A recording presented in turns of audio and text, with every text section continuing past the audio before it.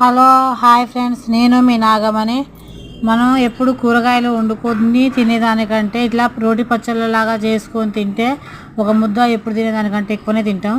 ఒకసారి ఇలా ట్రై చేసి చూడండి. దొండకాయ పచ్చడి, నువ్వులు, జీలకర్ర, మెంతులు వేపుకొని మిక్సీ జార్లో తీసుకొని ఒక కడాయి పెట్టుకొని దాంట్లో పచ్చిమిరపకాయలు మనకు కావాల్సినన్ని వేపుకొని అదే మిక్సీ జార్లో తీసుకోవాలి.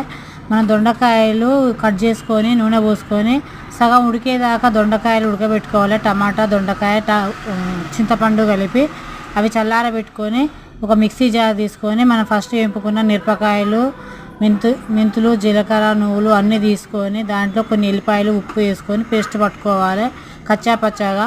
తర్వాత ఒక కడాయి పెట్టుకొని 2 చెంచాల నూనె వేసుకొని జీలకర్ర, ఆవాలు, పచ్చిమిరపకాయలు, కరివేపాకు వేసి తాలింపు వేసుకోవాలి. టేస్టీ దొండకాయ పచ్చడి సూపర్ టేస్టీగా ఉంటుంది ఫ్రెండ్స్. షేర్ చేసి సబ్స్క్రైబ్ చేసి లైక్ చేయండి. కామెంట్